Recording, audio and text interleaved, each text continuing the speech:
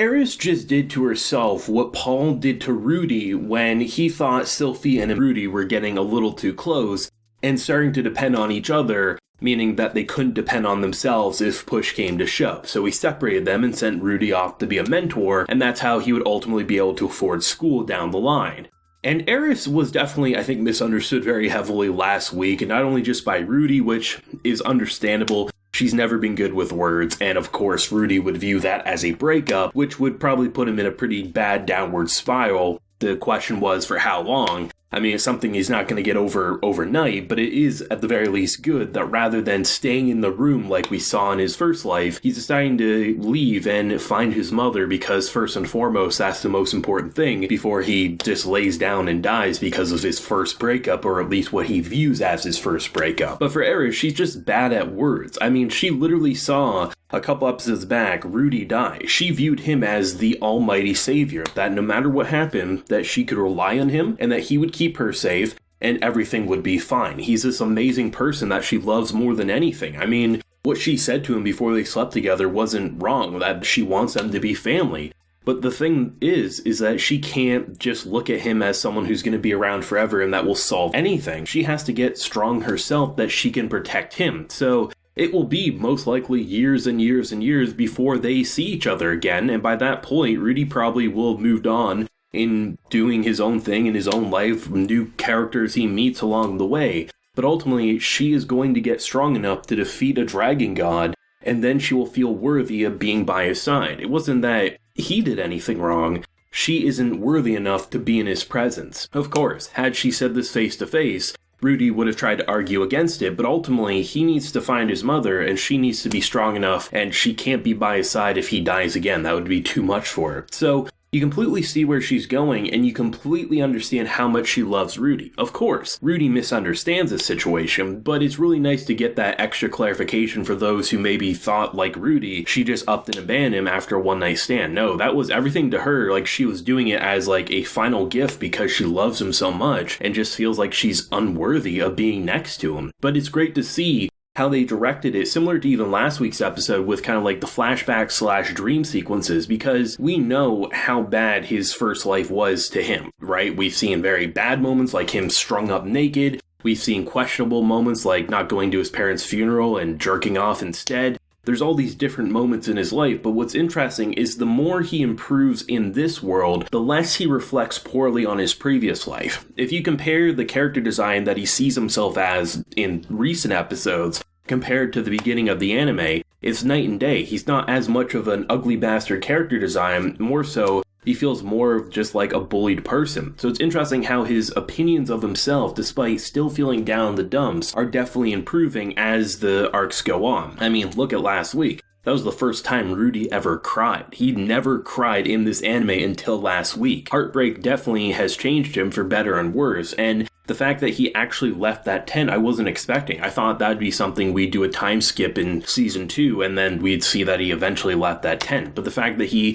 despite feeling like shit, is going to find his mother is exactly what you want to see from his character, given the development we've had, because this is a world where a giant blast of teleportation magic has killed, moved people, and this isn't the time to just roll over and play dead. And to see all the different characters we've met throughout this journey, it was great to see. There was some funny moments, there was some wholesome moments, seeing Roxy once again meeting up with the same character that Rudy did, who gave him the demon eye of like foresight there. But to get the confirmation of what happened with his mother, I mean, it was very reasonable to assume she was dead, given that no one's heard from her and that she should be able to defend for herself. It almost gives me the impression that she's imprisoned or something like that, because there's no other way that she wouldn't have made contact to someone, it feels like, and the fact that even looking through and trying to locate her, you can get a rough estimate, but you can't actually see her. It says to me that she's in prison, but I do believe she is definitely alive. And I mean, at this point, I guess it's not even wishful thinking,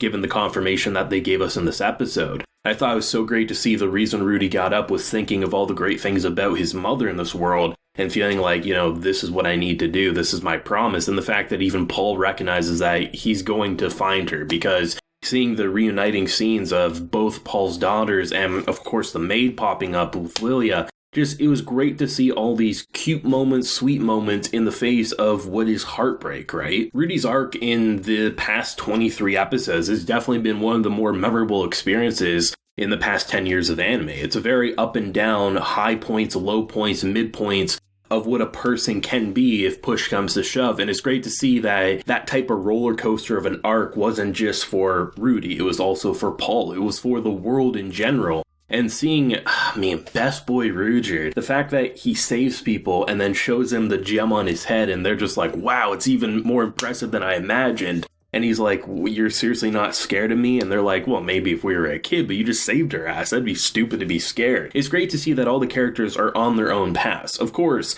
it would be great if Rudy didn't have a misunderstanding of what went down with ERIS, but I mean, we have always known she's bad with words. She's always had troubles expressing herself.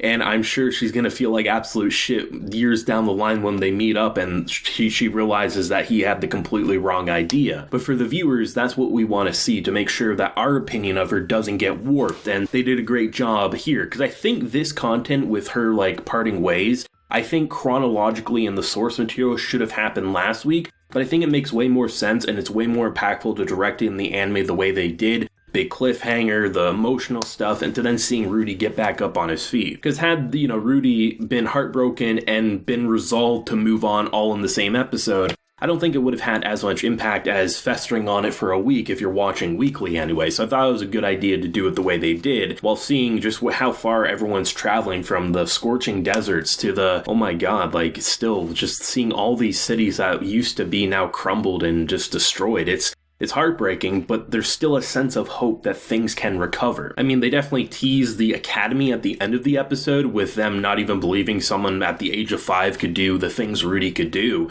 But at the same time, we understand the biggest priority right now is finding the mother. Like, this is Rudy's changed moment. He is going to make sure that she's okay. And until someone finds her before him, I mean, it kind of sets it up like he's going to find her anyway. It feels like we have to solve that first before Rudy can go to school or anything like that. I mean, he's definitely changed after the reunion with Paul, that the most important thing is family. And that's what's great to see, comparing how, even though he had a loving family in his original life, I mean, they were working their ass off to get those punks expelled. Unfortunately, he clouded his own beliefs that he was lonely and everyone was judging him when he actually had a really good support group. It's just sometimes things are too much for people to deal with and they lock themselves away. I absolutely love the show. I mean, for 23 episodes, we've experienced some of the best Isekai has to offer in both visual production, sound design, I mean, how many opening and endings to match the scenery that we're in. Great background art, great characters. I am very excited for the second season whenever we do get it.